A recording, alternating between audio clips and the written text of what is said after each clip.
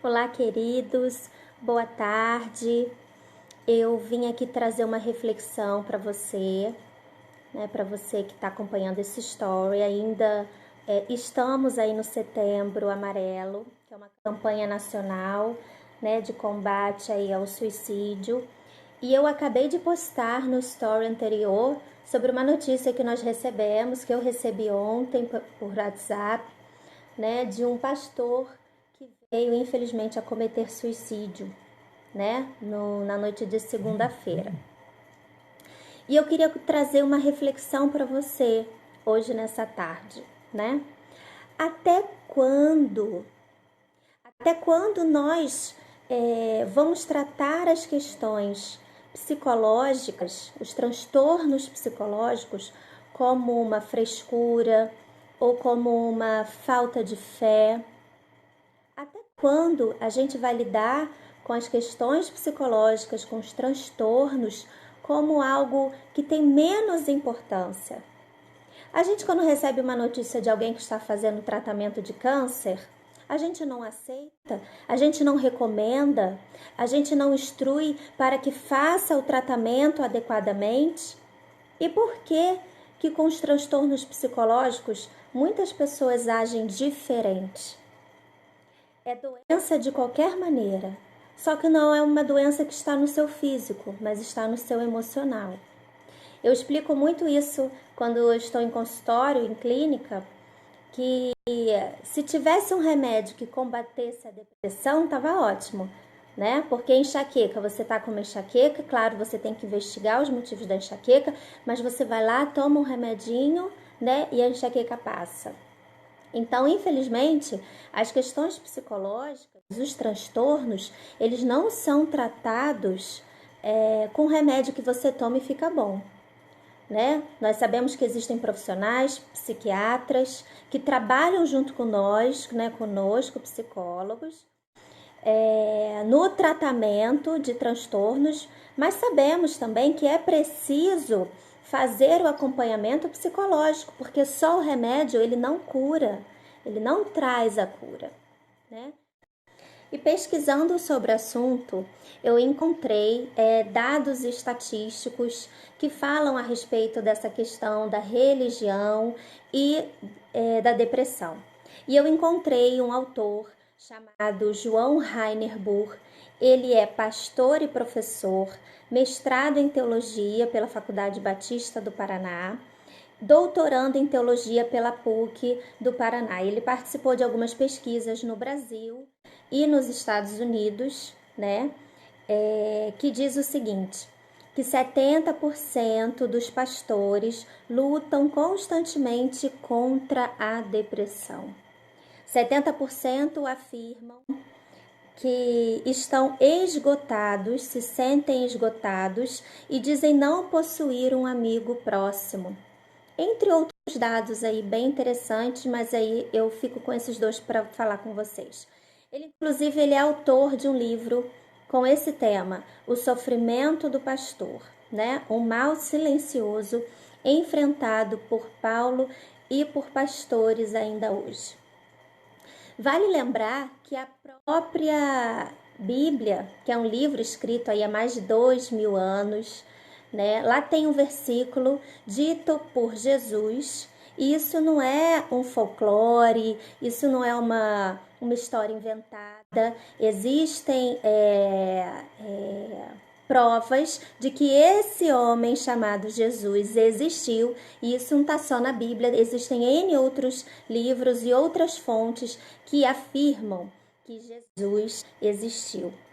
E lá no livro da Bíblia, lá em Mateus, eu até fui pesquisar, Mateus 9, no versículo 12, Jesus fala exatamente assim: os sãos não precisam de médico, e sim os doentes. Esse versículo, ele fica inclusive direcionado para esses pastores. Quando nós temos problemas de saúde, nós não ficamos apenas na esfera da fé. Nós precisamos buscar ajuda de profissionais. Como eu disse anteriormente, quando você tem câncer, você não faz tratamento? Então, problemas emocionais são hoje considerados, sim, como doenças e precisam de tratamento adequado. Então, para quem tem a sua fé baseada no livro da Bíblia, assim como tem católicos, né, protestantes, espíritas que também utilizam, tá lá escrito, pode conferir, que Jesus recomenda que os sãos não precisam de médicos e sim os doentes. Então, se você tem alguma suspeita de que está vivendo algum transtorno, procure ajuda profissional. Não aceite orientações assim, mas ela não é o suficiente para quem está passando por problemas, né, emocionais e problemas de saúde, tá? É importante ressaltar que diversos estudos e pesquisas científicas evidenciam a importância da religião na prevenção da depressão. E a Universidade de Colômbia, nos Estados Unidos, em 2013, fez uma pesquisa e disse o seguinte: indivíduos que relatam ter uma religião e frequentam serviços religiosos apresentam menos depressão e menos comportamento de risco à saúde. A religião promove a resiliência, a capacidade de lidar com situações adversas e hábitos de vida mais seguro, o que ajuda positivamente na saúde mental. Queridos, nós chegamos à conclusão, cientificamente, que a religião ajuda sim. A religião ajuda, querido, mas a fé, ela deve ser uma aliada no tratamento da depressão. Então, queridos, eu gostaria de finalizar essa reflexão de hoje, né, rapidamente.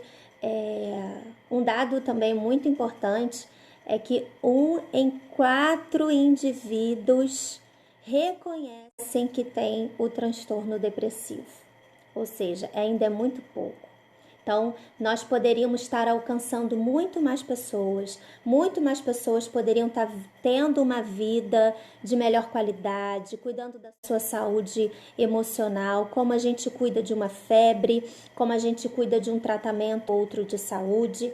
E eu queria lembrar você, diante de tudo que nós conversamos hoje, para que você use a sua fé como ajuda no seu tratamento e não como uma desculpa para você não ir atrás de tratamento médico, procurando por profissionais, né, que estejam habilitados e qualificados para poder ajudar você. Então, a sua fé, ela deve ser uma aliada ao seu tratamento e não uma desculpa para que você não busque ajuda. Os dados hoje nos trouxeram informações importantíssimas. Pessoas que são referências para muitas pessoas, líderes religiosos, infelizmente, estão vivendo o medo, estão vivendo talvez a falta de informação, pensando no que vão achar e não buscam por ajuda, né? Então, é um dado que nós precisamos diminuir. Então, a gente precisa falar, a gente precisa divulgar, a gente precisa fazer a nossa parte como cidadão. Encontre aí uma pessoa que esteja próxima a você e que esteja vivendo tão terrível história, que é a depressão e com pensamentos suicida, tá? Então, a gente termina hoje e se você tiver alguma dúvida, entre em contato comigo. Esses stories vão estar salvos lá no direct e ali também tem os meus contatos. Você é direcionado direto para o meu WhatsApp. Eu faço atendimento online também e presencial. De qualquer lugar que você estiver, do Brasil ou fora do Brasil, você pode entrar em contato comigo. Brasileiros que moram fora, eu faço atendimento para os Estados Unidos, para a Argentina, né? Então você pode entrar em contato comigo. Ok? E a gente conversa e a gente tira as suas dúvidas, tá bom? Até a próxima, querida. Tchau, tchau.